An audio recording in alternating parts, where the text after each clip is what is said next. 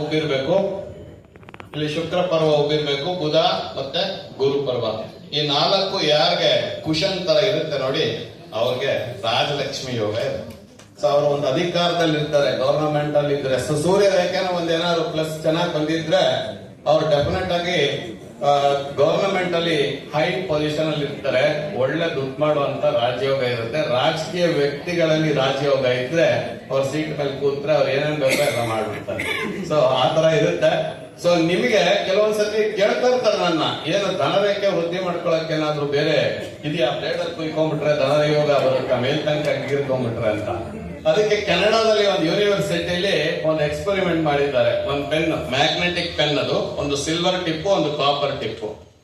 ಅದನ್ನ ನಿಮ್ಮ ಒಂದು ಲೈನ್ ಅಲ್ಲಿ ಈ ತರ ಈಗ ಒಂದು ಈ ಲೈನ್ ಅನ್ನು ವೃದ್ಧಿ ಮಾಡ್ಬೇಕು ಅಂದ್ರೆ ಇಲ್ಲಿ ಕ್ಲಾಕ್ ವೈಸ್ ಅನ್ನ ನೀವು ಒಂದು 40 ಟೈಮ್ಸ್ ಎವ್ರಿಡೇ ಮಾಡ್ತಾ ಇರ್ಬೇಕಂತೆ.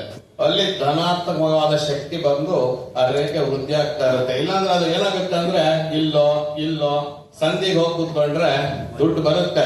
ಅವ್ರು ಹೇಳ್ತಿದ್ರು ರಾಹು ಶುಕ್ರ ಅಂತ. ನಾನು ಹೇಳ್ತೀನಿ ನೋಡಿ, ಮಿಡ್ ಪಾಮ್ ಇದೆಯಲ್ಲ, ಅಲ್ಲಿ ರಾಹು ಪ್ರಭಾವ ಜಾಸ್ತಿ. ನಿಮ್ಮ ಫೇಟ್ ಲೈನ್ 40 ವರ್ಷದ ಮೇಲೆ ಅವ್ರಿಗೆ ಧನ ಯೋಗ ಇದೆ ಅಂತಂದ್ರೆ ಆ ಜಾಗದಲ್ಲಿ ಲೈನ್ ಚೆನ್ನಾಗಿರುತ್ತೆ. ಕೆಲವ್ರಿಗೆ ಇಲ್ಲಿಂದ ಫೇಟ್ ಲೈನ್ ಇರೋದೇ ಇಲ್ಲ, ಇಲ್ಲಿಂದ ಹಿಂಗ್ ಸ್ಟಾರ್ಟ್ ಆಗಿ ಹಿಂಗ್ ಹೋಗಿರುತ್ತೆ. ಅಂದ್ರೆ ಮೊದಲು ಏನೂ ಇರ್ಲಿಲ್ಲ, ಅವರು ಫಸ್ಟ್ ಚಾರ್ಜ್ ದುಡ್ಡಿಲ್ಲ, ನನ್ನ ಹತ್ರ ಇಸ್ಕೊತಿದ್ರು. ಈಗ ರಾಜಯೋಗ 8 ಕಾರ್ ಇಟ್ಕೊಂಡಿದ್ದಾರೆ, ಎಷ್ಟು ಲ್ಯಾಂಡ್ ಲಾರ್ಡ್ ಅಂತ, ಹೆಂಗ್ ಬಂತೋ ಗೊತ್ತಿಲ್ಲ ಅಂತ. ಸೊ ಅದು ರಾಹು ಪ್ರಭಾವ. ರಾಹು ಎಲ್ಲಿರ್ತಾನೆ? ಬಿಗ್. ಸೊ ರಾಹು ಯಾವ ಕಡೆಗೆ ಅಪ್ರೋಚ್ ಮಾಡ್ತಾ ಇರ್ತಾನೆ ಅದೆಲ್ಲ ದೊಡ್ಡದಾಗುವಂಥದ್ದು. ಕೇತು ಯಾವ ಕಡೆಗೆ ಇರುತ್ತೆ ಅದೆಲ್ಲ ಕಡಿಮೆ, ವೈರಾಗ್ಯ, ಅಯ್ಯೋ ಯಾಕೆ ಬೇಕು ಬಿಡು ಒತ್ಕೊಂಡು ಹೋಗ್ತೀವ ಅಂತ. ಸೊ ಇದು ರಾಜಯೋಗದ ಮಹಿಮೆ. ಅವ್ರೇನ್ ಹೇಳ್ತಾರೆ ಕೇಳೋಣ.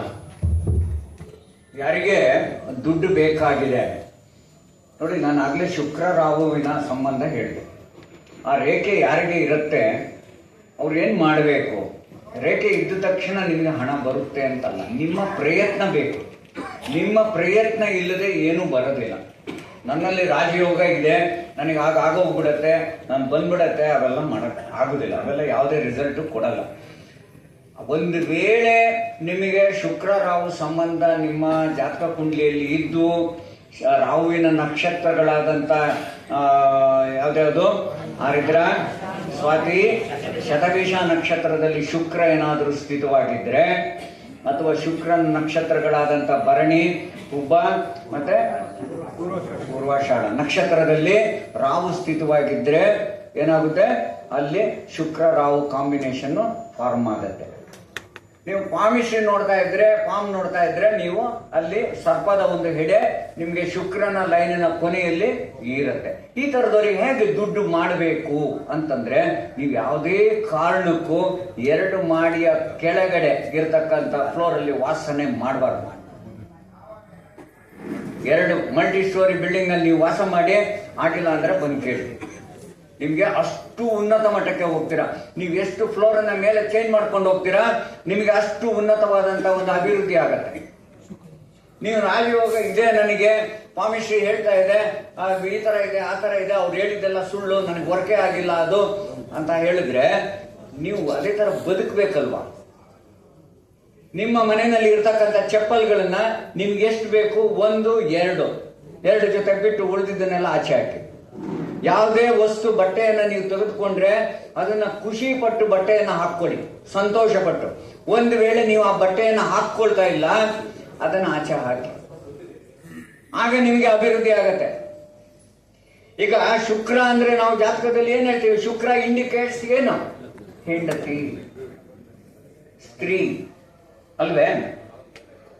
ಈಗ ಆ ಶುಕ್ರನನ್ನ ನೀವು ತಗೊಂಡ್ಬಂದ್ಬಿಟ್ಟು, ಇವಾಗ ಶುಕ್ರ ಅಂದ್ರೆ ಬಟ್ಟೆ, ಆ ಬಟ್ಟೆಯನ್ನು ತೆಗೆದುಕೊಂಡು ಬಂದು ನೀವು ಮನೆಯಲ್ಲಿ ಅಲ್ಲಿ ವಾರ್ಡ್ರೋಬ್ ನಲ್ಲಿ ಇಟ್ರೆ ಶುಕ್ರನಿಗೆ ಖುಷಿ ಆಗುತ್ತಾ, ದುಃಖ ಆಗುತ್ತಾ? ದುಃಖ ಆಗುತ್ತೆ. ನೀವೇನಾಯ್ತು ಅವಾಗ? ನಿಮಗೆ ದುಡ್ಡು ಬರತ್ತಾ? ಬರಲ್ಲ. ನೀವು ತಂದಿರೋ ವಸ್ತುವನ್ನ ಎಂಜಾಯ್ ಮಾಡಬೇಕು. ಒಂದು ಯಾರಿಗೆ ನೋಡಿ, ಇದು ಯಾರು ಎಂಜಾಯ್ ಮಾಡಲ್ಲ ಲೈಫನ್ನ ಅಂತ ಹೇಳ್ತೀನಿ. ಶುಕ್ರ ರಾಹು ಅವರು ದುಡ್ಡಿಲ್ಲ ಅಂದ್ರೂ ಎಂಜಾಯ್ ಮಾಡ್ತಾರೆ. ಶುಕ್ರ ಕೇತು ಅವರು ದುಡ್ಡಿದ್ರು ಲೈಫ್ನ ಎಂಜಾಯ್ ಮಾಡಲ್ಲ. ಯಾರಿಗೆಲ್ಲ ಶುಕ್ರ ಕೇತು ಇದೆ ಅವ್ರ ಹತ್ರ ಬೇಕಾದಷ್ಟು ದುಡ್ಡಿರುತ್ತೆ, ಎಂಜಾಯ್ ಮಾಡಲ್ಲ. ತಗೊಂಡಾಗ ಎಫ್ಡಿನಲ್ಲಿ ಹಾಕ್ತಾರೆ, ಒಡವೆ ಇದ್ರೆ ಲಾಕರ್ ಅಲ್ಲಿ ಇಟ್ಬಿಡ್ತಾರೆ.